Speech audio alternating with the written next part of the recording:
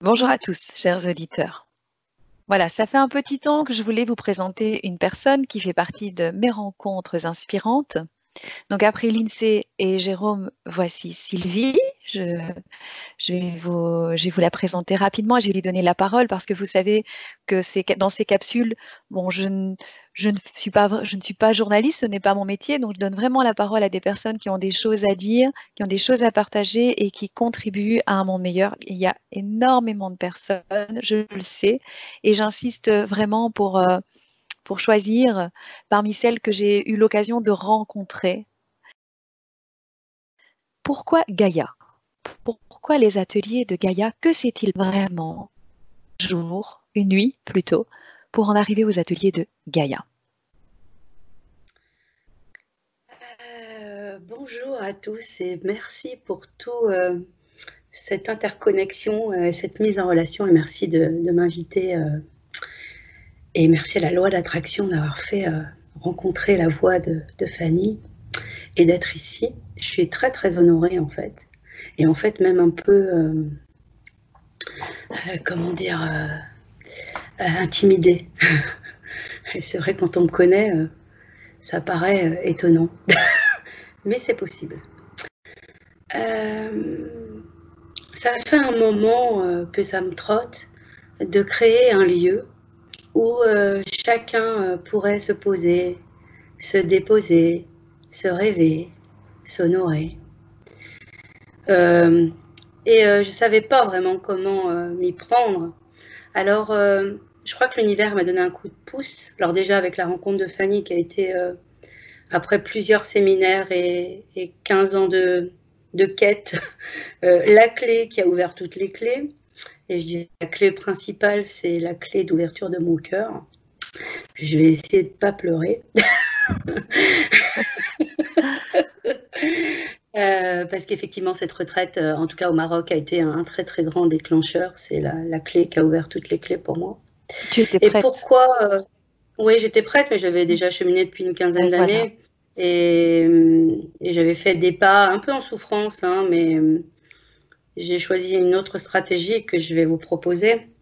Chacun son rythme, chacun ses blessures, chacun doit faire un pas de conscience de soi, des pas sages, en douceur. Et moi, j'ai été un peu en violence quand même. Je me suis bien reniée.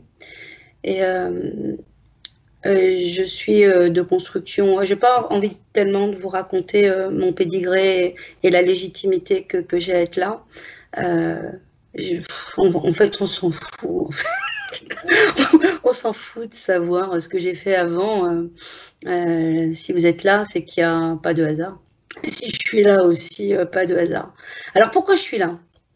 Eh ben, depuis le mois de mars et depuis le Covid, en fait, il y a quelqu'un qui me pousse, en fait. Alors, il me pousse pas des ailes, mais il me pousse un truc dans le dos, là, où on me dit, mais arrête de te poser toutes ces questions, arrête de te comparer, arrête de penser que ce que tu fais, c'est pas bien et que t'es pas prête, arrête d'être perfectionniste, allez, vas-y, saute. Bon. Alors, ça y est, j'ai sauté. J'ai sauté un pas de dingue et ça m'a vraiment été poussé pendant le confinement. Donc, pendant le Covid, j'ai pas été épargnée. Et en fait, j'ai eu une révélation.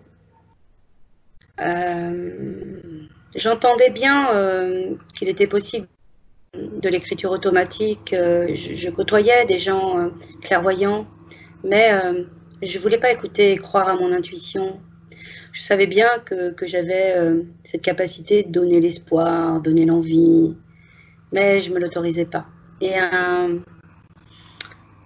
le déclic, en fait, des ateliers de Gaïa, ça a été une nuit. Je me suis réveillée à 3 heures du matin et ça a duré presque une semaine pendant le confinement. Et j'ai entendu mon âme qui tapait à la porte de mon cœur. et j'en ai des frissons. Et j'ai écrit un texte qui est sur les ateliers de Gaïa, que vous allez trouver en page d'accueil. J'en ai reçu plusieurs en canalisation. J'ai compris après que c'était de la canalisation. Et en fait, alors, j'ai pas répondu à la question Gaïa. Gaïa, c'est la terre-mère. J'ai fait en sculpture, je fais de la sculpture, de la peinture depuis très longtemps, mais je l'ai mis dans la case passion. Et c'est fini. Je vais faire de ma passion ma vie. Donc, il est hors de question que je dessine que ponctuellement et que je crée très ponctuellement. C'est hors de question. J'ai décidé que je dessinerai tous les jours et que je montrerai ce que je fais. Un truc de dingue. En fait, j'ai toujours voulu être une artiste et je me renie en fait depuis 30 ans. Je suis venue dire à mon cœur d'arrêter de renier la personne que je suis, de me choisir, de m'honorer chaque jour, de me connecter à mon enfant intérieur joyeux et libre, de dégourdir mon cerveau droit qui a les clés de toutes les intuitions et qui peut imaginer les possibles. Et puisque moi j'ai trouvé la clé, j'ai créé un outil qui vous permettra de trouver vos propres clés. Gaïa m'est venue tellement naturellement parce que c'est la mère nourricière. Je suis une mère nourricière qui a fait 2 enfants. J'aime partager, j'aime donner, j'aime nourrir, j'aime réconforter. Bon, comme vous voyez, je fais un 36 de taille, donc forcément, je me nourris de tout ce qui se passe autour de moi. J'aime les partages, j'aime la vie en fait. Et j'étais quelques années en survie en fait. Donc si je peux donner des clés à plein de personnes pour dire c'est possible, donner l'espoir de c'est possible, de vous dire que vous pouvez, qu'il n'y a pas de mode d'emploi, il y a autant de modes d'emploi que d'humains sur cette terre. Et que je vais mettre en place des choses qui vont vous permettre de vous interconnecter, de vous éclairer et de vous honorer. Je pense que s'il pouvait pleuvoir des plumes, il en pleuvrait. Je t'attends, tu peux m'envoyer des plumes? Non, il ne va pas envoyer des plumes. Trop compliqué. On peut ressentir ces plumes. Ouais. Voilà, je ressens que je suis plus seule. Je ressens que je me suis découverte enfin, et j'apprendrai aujourd'hui dans mes passages avec ma nouvelle liberté d'expression créative. Ok, alors parle-nous justement de ces passages. On a déjà entendu ce mot plusieurs fois, tu l'as prononcé. Allez, explique un petit peu, qu'y a-t-il derrière ces mots? Depuis que je me suis autorisée à écouter cette voix et que j'ai osé écrire ce texte et que ma fille a mis en voix, puisque ma fille est une chanteuse et une artiste, Léna, que j'embrasse au passage, je suis interconnectée avec les mots depuis ce moment-là. Tout s'éclaire, c'est tellement simple. Mais depuis cette autorisation, c'est une explosion de joie, de couleurs, de création. Tout est limpide, tout est fluide. Je vais expliquer les choses de façon pédagogique en sketch note parce que ma plus belle expression, c'est mes crayons. Je vais mettre de la couleur dans ma vie, dans la couleur dans vos vies. Le passage. Alors, je dessine des pas de conscience, etc. depuis quelques mois maintenant, mais cette révélation du passage, c'est comment on peut faire un pas vers soi, doux, à son rythme, sans obligation et en écoutant les médias qui vous obligent à être heureux. Le passage, c'est d'être doux avec soi. Moi, pendant longtemps, j'ai été dure avec moi. Je voulais absolument qu'on soit fier de moi. Je voulais réussir. Je voulais qu'on reconnaisse mes qualités, mes talents. Et ce que j'ai compris, c'est que les autres ne pouvaient pas le voir, ou même s'ils le voyaient, ils ne pouvaient pas me le dire, tant que moi, je ne m'étais pas honorée à me le dire. Waouh! Bon, ça, c'était pas préparé. Et merci. Ça vient du cœur. C'est exactement ça que je veux vous partager. En fait, tu nous parles de la réconciliation avec une partie de toi ou des parties de toi, l'enfant intérieur. C'est ça. Et l'enfant intérieur, en fait, j'ai fait des virages à 180 depuis le Covid, hein, puisque j'ai changé toutes mes bases. Hein. J'ai fait un choix, le choix de me choisir, parce que c'est plus possible. C'est plus possible de... Je suis poussée, on me pousse là. Voilà. Je peux plus faire semblant, je peux plus mettre mes masques, je peux plus composer, et je me suis choisie. Et peu importe. Alors les dégâts, j'ai pas envie d'utiliser ce mot parce que forcément quand on se choisit, on interagit avec son environnement, donc forcément il y a des dommages collatéraux qu'on ne veut pas, hein, qu'on ne souhaite pas, mais qui sont nécessaires. On ne peut pas faire autrement. Si on choisit toujours les autres, on finit par se déshonorer et à s'oublier. Donc moi, ça fait quelques années là que je me reniais, et c'est la faute à personne en fait. Et du coup, cela devient des expériences de vie. Tu n'as pas l'impression que ce que tu as vécu là ces dernières semaines, ces derniers mois, donc comme une épreuve, et toi, tu es en train de le transformer en expérience de vie. Ouais. Y a une phrase, une citation de Mandela que j'adore et qui me poursuit, non, qui me suit et qui me soutient depuis quelques années, qui est d'ailleurs sur mes réseaux. Je ne perds jamais. Soit je gagne, soit j'apprends. Et tu parlais du passage. Peu importe le choix en fait. Quand l'univers, il nous le donne pas, et c'est ce que j'ai compris dans toutes mes expériences de vie et que je raconterai vraisemblablement, parce que je pense que déjà j'adore raconter les histoires et je pense que notre enfant intérieur adore écouter les histoires. Que quand ça fait mal, c'est qu'on n'a pas encore bien compris la leçon. Et quand ça fait très mal, on comprend mieux. Et je peux vous dire que dans ma vie, j'ai été plusieurs fois à genoux. Ok, qu'est-ce que j'ai pas compris là? Pourquoi je suis allée par là alors que je sais que c'est pas par là qu'est mon bonheur?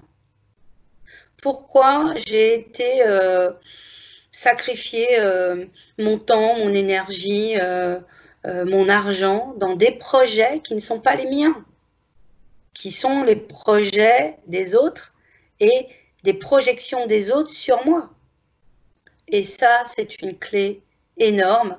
Et l'univers est un petit malin, puisque récemment, il m'a envoyé encore 2 obstacles pour voir si j'avais bien compris la leçon de me choisir. On vient de me proposer une collaboration très, très alléchante, mais je ne vais pas y aller. Parce qu'elle n'est pas alignée avec ce que je suis et ce que je veux faire demain. Voilà, donc on revient à l'alignement, à la cohérence en soi. Quand on s'est choisi vraiment, mais en toute conscience, on reprend donc ses responsabilités. Je dis ses responsabilités parce qu'il va y avoir plusieurs expériences proposées. Et c'est ce que tu nous proposes aussi d'apprendre à travers les conférences que tu vas en parler maintenant, au sein des ateliers de Gaïa. Donc, c'est reprendre sa responsabilité. Tous responsables. Hein. C'est un mot que tu m'as ressorti plusieurs fois lors de cette préparation. Tous responsables. Ok. Mais encore, Sylvie, dis-nous. Alors, oui, tous responsables, parce que sur cette terre, parce que j'ai formé plus de 10 000 personnes depuis que j'ai ma formation, donc des vrais gens qui viennent cherché une formation, mais qui ont juste envie qu'on parle d'eux. J'en ai tellement croisé dans ma vie que des gens qui sont en mal-être, le mal-être que l'on vit en ce moment et que la planète nous impose, c'est de faire des choix en conscience et d'arrêter de se victimiser et de dire que tout ce qui nous arrive sur cette terre est la faute de l'autre. Et j'ai fait la même chose. Je suis passée par là et j'y passerai sûrement encore. C'est tellement plus facile de dire que là où on en est, c'est la faute de quelqu'un d'autre. Donc, quelle que soit votre situation financière, de santé, de situation dans vos relations, de votre histoire, de votre enfant intérieur, vous ne pouvez pas réécrire l'histoire. Mais on sait, si vous êtes sur cette chaîne, que notre âme a choisi de venir sur cette terre pour apprendre la leçon. Et je crois que la leçon principale à retenir sur cette terre, c'est d'être autonome et responsable et d'accepter la personne que l'on est, quelle que soit l'habitation où on est tombé en fait, et quels que soient les obstacles qu'on nous a donnés.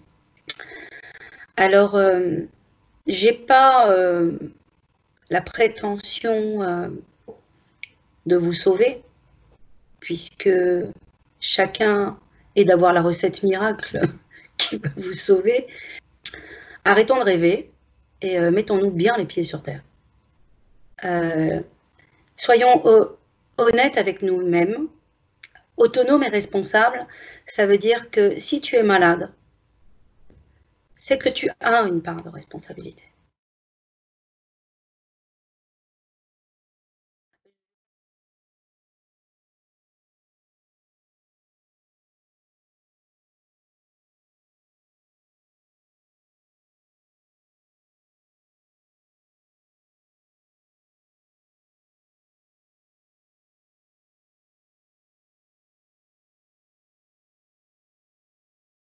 Tu verras, les réponses viendront.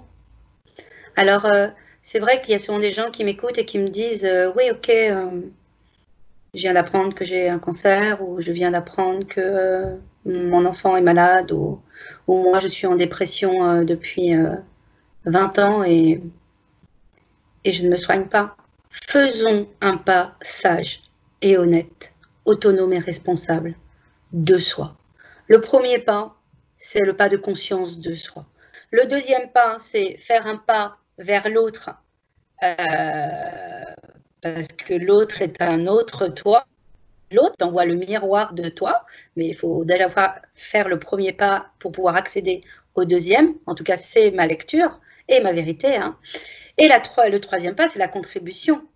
Si tu es OK avec toi et que tu es OK avec les autres, tu peux être OK avec la planète et tu peux faire ta part. Moi, j'ai toujours écrit en fait. J'ai toujours déposé depuis que je suis ado et on l'a tous fait, je crois. Soit on l'a fait en conscience ou en inconscient. Donc, soit on avait notre joli carnet intime, ou soit quand les profs y parlaient, on dessinait sur une feuille parce que ce qu'ils disaient ne nous intéressait pas plus que ça. Donc, on a tous une clé d'accès à notre inconscient et on ne sait pas vraiment l'apprivoiser. Beaucoup de gens vont me dire ouais, bah, moi, je ne sais pas dessiner. C'est faux. Toute personne a un enfant intérieur bien caché qui, à l'âge de 3 ans, écrivait sur les murs. Donc, l'idée, c'est... Ou aurait voulu écrire, oui. Ou aurait voulu écrire. Bon, ça dépend, hein, il le faisait peut-être en cachette, hein, mais en tout cas, avant qu'on ait un cadre d'obligation, on avait cet accès de liberté, donc c'est de se connecter à cet enfant intérieur. Et d'ailleurs, les ateliers qu'on fera seront beaucoup connectés à ça, connectés à ces 5 sens, ouvrir ces 5 sens. Et je me suis rendu compte aussi qu'il y avait beaucoup de gens, parce que j'ai fait partie de ces gens-là, qui se mettent en lotus et arrêter de gigoter, c'était un peu compliqué. Donc je me rappelle, il y a 10 ans, quand on me disait fais une méditation, arrête-toi et arrête de te gigoter, c'était l'enfer. Bon, ça va mieux maintenant, quoique. Et j'ai trouvé en fait un super endroit pour faire de la méditation créative et pour lâcher prise, c'est de déposer d'écrire, de lâcher, d'exprimer avec tous les outils pédagogiques que je connais, que je maîtrise, du développement personnel, du coaching, de la créativité, de l'art-thérapie. Voilà, c'est comment je vais vous aider à faire des pas sages, en douceur. Vous savez quoi? Sans objectif. Donc, apprendre à chacun à faire, à mettre en place le Happy Journal et faire de la méditation créative, il faut s'équiper parce que c'est comme quand vous allez vouloir faire une recette de cuisine, qu'il vous manque la moitié des ingrédients, ben, ça va pas marcher. Ça va vous stresser au moment où vous allez le faire. Et ben là, c'est pareil, avoir un pas sage de conscience ou se dire, ok, à quel moment je suis bien, à quel moment j'ai besoin de déposer, est-ce que c'est le matin, est-ce que c'est le soir? S'aligner, retrouver son moi, c'est son enfant intérieur, parce que l'enfant intérieur, il est joyeux. Il n'est pas stressé. Il est curieux, il est Donc, joyeux et il est curieux. ouais. Et créatif. Et créatif. Ok, donc les ateliers de Gaïa, on va pouvoir retrouver toutes les informations. Je vais les mettre dans la description en dessous de la vidéo. Donc les coordonnées Insta, les coordonnées YouTube, puisqu'il y a la chaîne YouTube à laquelle vous allez pouvoir vous abonner. Le site internet, parce que tu as un site internet et là tu vas pouvoir donner des exercices aussi. Eh bien, Sylvie, waouh, quel échange! Beaucoup d'authenticité dans ce partage. Tu nous as vraiment parlé de ta vie, de toi, sans masque. Sans masque. Et c'est ce que j'aime hein, dans mes rencontres inspirantes, c'est que voilà, on laisse tomber les masques. Et merci parce qu'on sait de quoi tu parles. Et bon, là, je parle en mon nom, bien sûr, mais je pense qu'il y en a d'autres qui vont me rejoindre. Ce que tu vas proposer, tu l'as expérimenté. Ça, c'est important aussi. Et pour moi, ce qui est important, c'est que tu sais que tu n'es pas parti d'un point A pour arriver à un point B. Non, tu es toujours en cheminement. Et c'est le travail de toute une vie. Alors quand j'y travaille, c'est entre guillemets, c'est un joli travail de lumière, hein, avec oui, beaucoup de lumière, d'amour dans ce travail.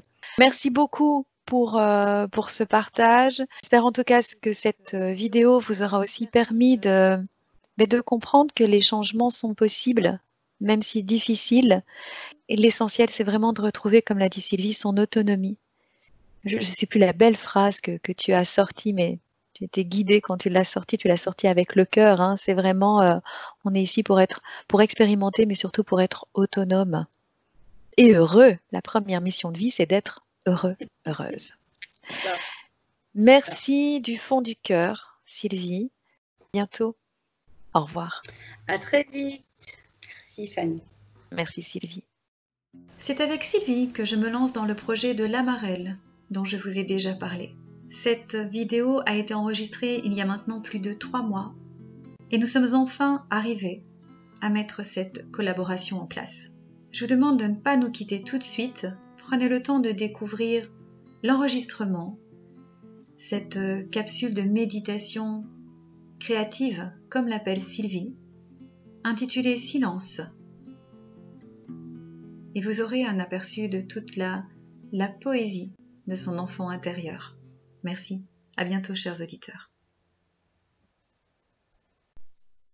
Un matin de printemps, en plein confinement, mon âme a tapé à la porte de mon cœur. Elle est venue le réveiller en douceur, mais mon cœur avait du vague à l'âme et ne voulait pas se lever. Un matin de printemps, à l'heure d'été, mon âme est venue secouer mon cœur. Il était chiffonné, entortillé, écœuré, apeuré.